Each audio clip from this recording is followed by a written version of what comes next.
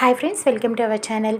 విహారీ గదిలో సహస్ర కోసం వెయిట్ చేస్తూ ఉంటాడు. ఇటు లక్ష్మిని తలుచుకొని బాధపడుతూ ఉంటాడు. సహస్ర చేతికి పాల గ్లాసు ఇచ్చి అందరూ కలిసి గదిలోకి పంపిస్తారు. ఇటు పక్కన లక్ష్మి చాలా బాధపడుతూ ఉంటుంది. విహారీ గురించే అలా ఆలోచిస్తూ గదిలో బాధపడుతూ ఉంటుంది. ఇటు పక్కన సహస్ర చాలా ఆశలతో విహారీ మీద ఉన్న ప్రేమతో అలా గదిలోకి వెళ్తుంది.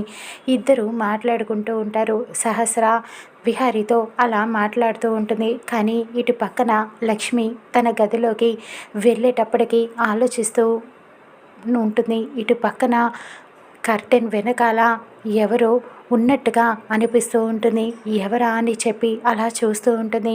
కింద నుంచి కాళ్ళకి వేసుకున్న షూస్ కర్టెన్ కింద నుంచి కనిపిస్తూ ఉంటాయి. ఇక్కడ ఎవరో ఉన్నట్టు ఉన్నారే అని చెప్పి లక్ష్మి అలా కర్టెన్ తీసి చూస్తూ ఉంటుంది. అక్కడ ఒక మనిషి ఉంటాడు. షర్ట్ విప్పేసి చేత్తో పట్టుకొని ఉంటాడు. ఎవరా అని ఒక్కసారిగా లక్ష్మి భయపడుతూ ఉంటుంది. ఎవర్రా నువ్వు, దొంగ దొంగ అంటూ గట్టిగా అరుస్తూ ఉంటుంది లక్ష్మి. ఇక అప్పుడు ఆ వ్యక్తి అక్కడి నుంచి లక్ష్మి గదిలో నుంచి పరిగెత్తుకుంటూ పారిపోయే ప్రయత్నం చేస్తూ ఉంటాడు. దొంగ దొంగ అని లక్ష్మి పరిగెత్తుకుంటూ కిందకి రావడంతో ఇంట్లో అందరూ కూడా బయటికి వస్తారు. ఏమైందమ్మా అంటూ పండు అడుగుతూ ఉంటాడు. పండు, అక్కడి గదిలో ఎవరో ఉన్నారు, దొంగ వచ్చాడు అని చెప్పడంతో అందరూ కూడా ఎవరా అని చెప్పి వెతుకుతూ ఉంటారు. ఇటు పక్కన సహస్ర చాలా టెన్షన్ పడుతూ ఉంటుంది.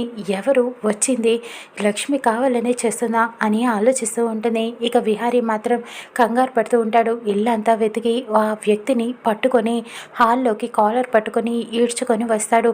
ఎవడ్రా నువ్వు, లక్ష్మి ఇతనే కదా అని చెప్పి అడుగుతూ ఉంటాడు. అవును, ఇతనే నా గదిలో కర్టెన్ వెనకాల దాక్కొని ఉన్నాడు అని చెప్పడంతో నేను దొంగని కాదు అని విహారీకి ఆ వ్యక్తి చెబుతూ ఉంటాడు. మరి ఎవడ్రా నువ్వు అని విహారీ కొడుతూ ఉంటాడు. నేను దొంగని కాదు సార్, నన్ను లక్ష్మినే రమ్మంది, నేను లక్ష్మి కోసమే ఇక్కడికి వచ్చాను అని చెబుతూ ఉంటాడు.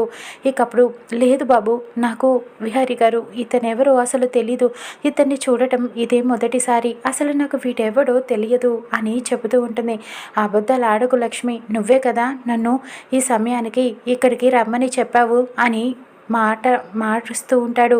లేదు, నిజంగానే అసలు నాకు ఇతను ఎవరో తెలియదు అని చెబుతున్నా వినిపించుకోకుండా పద్మాక్షి కావాలని చెప్పి ఇక లక్ష్మి చెంప పగల కొడుతుంది. లక్ష్మి బాధపడుతూ ఉంటుంది. అత్తయ్య, లక్ష్మిని ఎందుకు కొట్టారు అని చెప్పి విహారీ అడుగుతూ ఉంటాడు. మరి కొట్టక ఏం చేయమంటావు, ఇదంతా లక్ష్మి ఆడిస్తున్న నాటకం, నాకు అర్థమైంది. నువ్వు సహస్ర ఇద్దరు మంచిగా ఉంటే ఈ లక్ష్మి కళ్ళల్లో నిప్పులు పోసుకుంటుంది కదా, చూడలేక మీ శోభనం ఆపటానికే లక్ష్మి ఇతన్ని కావాలని చెప్పి డబ్బు ఇచ్చి ఈ సమయానికి ఇక్కడికి రమ్మని చెప్పింది అని చెప్పడంతో లక్ష్మి అలాంటిది కాదు అని విహారీ చెబుతూ ఉంటాడు. లక్ష్మి చెప్తూ ఉంటుంది. లేదమ్మా, నిజంగానే నేను అలాంటి పని చెయ్యలేదు, నాకు ఇతను ఎవరో కూడా తెలియదు అని చెబుతూ ఉంటుంది. కానీ ఇంట్లో ఎవరు నమ్మరు. ఇకప్పుడు పద్మాక్షి వాళ్ళ అమ్మ అందరూ కలిసి లక్ష్మిని తిడుతూ ఉంటారు. ఈ లక్ష్మి కావాలని ఇలా చేసింది, ఇప్పుడు వీళ్ళిద్దరూ కలిసే ముహూర్తం కూడా సమయం దాటిపోయింది, వీళ్ళిద్దరిని విడతీయాలని, వీళ్ళకి శోభనం జరగకుండా ఉండాలని ఇలా చేసింది ఈ లక్ష్మి. అసలు మీ బాగు కోరుకొని అమ్మాయిని ఇంట్లో ఎందుకు పెట్టుకున్నారో నాకు అర్థం కావట్లేదు అంటూ వాళ్ళిద్దరూ కూడా లక్ష్మిని అనరాని మాటలన్నీ కూడా అని బాధ పెడుతూ ఉంటారు. లేదమ్మా, నిజంగానే నేను ఆ పని చేయలేదు, నాకు అసలు అతను ఎవరో కూడా తెలియదు అని చెబుతూ ఉంటుంది. విహారీ కూడా లక్ష్మిని వెనకేసుకొస్తూ ఉంటాడు. కానీ పద్మాక్షి మాత్రం నమ్మదు. లేదు, లక్ష్మి కావాలనే ఈ పని చేసింది, ముహూర్తం టైం కూడా అయిపోయింది, ఇప్పుడేం చేయాలని అందరూ బాధపడుతూ